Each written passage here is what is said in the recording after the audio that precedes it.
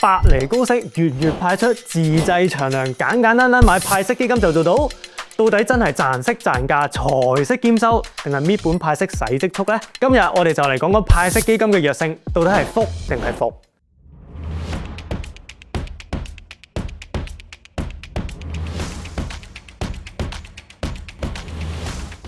歡迎大家收睇新一集嘅講理百事貴派息基金，相信大家未買過都聽過噶啦。特點就係月派息，製造現金流，幫自己月加人工。咁同唔派息基金又爭喺邊呢？一般冇息派嘅基金都屬於累積或者累算型嘅，就係買咗件貨，睇住個面價上上落落，無論基金入邊嘅股價定係利息，所有回報都反映晒喺面價上面噶啦，同玩股票係好類似嘅。而派息類基金主要就會將所得嘅利息部分嘅回報喺盡量唔影響資產價格嘅情況下派出，甚至期望透過基金賺到息之餘，本金都可以步步高升，做到財息兼收，賺息又賺價。但點解會講盡量同期望呢？因為大部分嘅派息基金本身預設都可以搣本嘅，即係就算喺表現唔好，為咗維持高息，就算唔夠現金派，基金係可以選擇賣貨換錢當息派。所以基金本身可以搣本，只係有冇發生同埋你覺唔覺得嘅啫。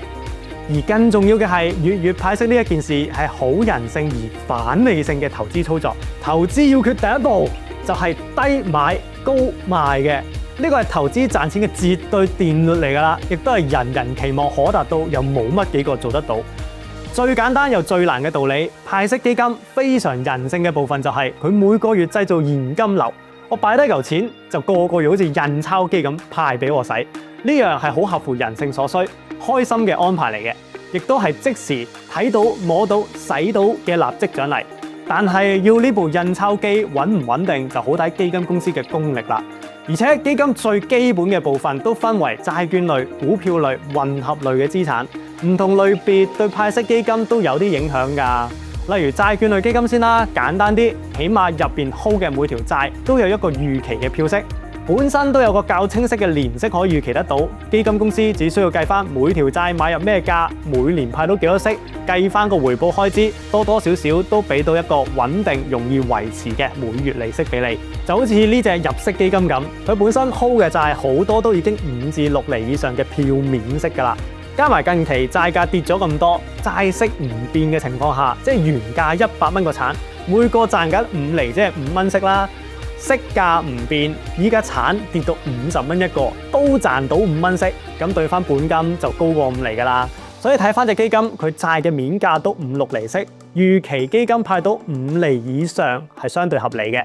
而見到佢唔同類別嘅資產，我哋都見到利息大概係5至7厘為主，成件事就好 make sense 啦。喺另一方面，股票類嘅基金入邊嘅股價、股息喺市場上嘅表現係會直接影響到股息率嘅。仲要一隻基金入邊持有嘅股票數目都唔少，隻隻因應市況有唔同嘅高低，股息自然都會有多有少。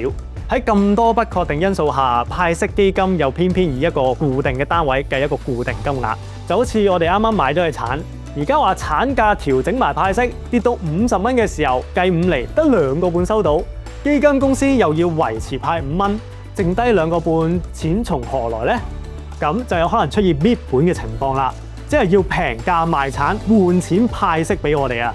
咁當然都會有調整每單位派息嘅時候嘅，但係調整嘅頻率就遠不及市場每日變化咁密咯。1年過一次都好，都唔知經歷咗幾多個價格嘅高高低低啦。撞啱今年4月一個大跌 V。隻基金為咗派息低位賣咗貨，少咗持倉，就算計翻個基金價回本啊，我哋個帳面都係未翻家鄉噶。所以每月派息係一個非常合乎人性嘅安排，亦都係一個反理性嘅操作。每個月幫你高賣低都繼續賣，明明當初投入嘅資金係為咗資產增值做目標，而家個月派錢當 free cash 咁使咗去。心就想投資，開源節流為資產增值做準備，點知開完又開流，反而養成咗理財嘅壞習慣。咁理論就講完啦，我哋用啲實際例子做比較啦。投資同一隻基金5年，喺派息同唔派息嘅情況下，又爭幾遠呢個表現？呢隻係市場上其中一隻最熱門嘅混合型派息基金，投資嘅係股債市場，以高收益同埋跟住股市增長為名，分別計一計佢嘅累計同派息喺過往5年表現嘅差距啊！如果用美元計算，5年前基金價格20個4.9美金。今日最新價係28.04，5年間升咗近8蚊，大約係本金嘅36.8%。5年 IRR 有6.47咁多，都幾唔錯㗎。中間有波幅，整體有升幅，賺到近40%。同一隻基金用同一個時段計算，20年9月買入美金分派率係9個1毫半美金，5年間基金價格跌咗近9%，今日得返8個3毫8，期間每月派息 total 收到3個4毫半美金。年息加埋本大概有11個7毫2，比當初9個1毫半大概賺咗28%。5年 IRR 得返5% 左右，明明同一隻基金派息同累積5年回報可以差近10%，而且買咗派息基金嘅版本，觀感上係賺息蝕本嘅，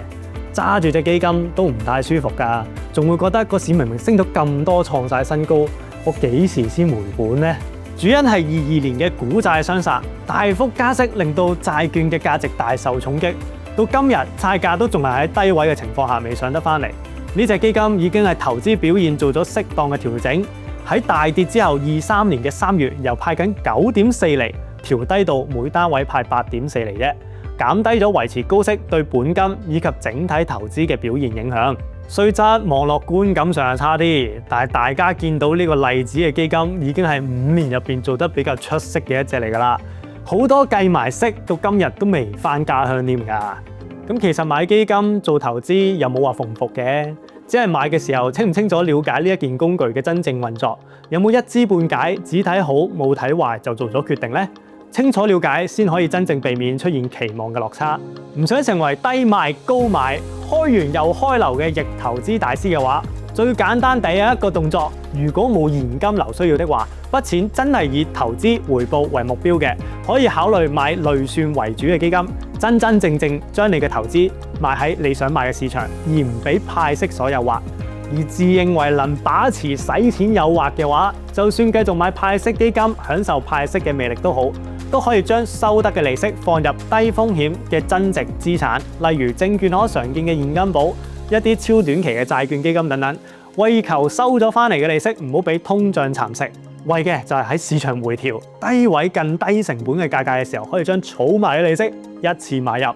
將買返嚟每個產收到嘅5蚊息喺產價低嘅時候再投資，將自己盤產鋪生意越做越大，100蚊變150蚊本，150變300，產鋪做到開一鋪，先係我哋投資嘅 ideal path。咁你又有冇買到派息基金呢？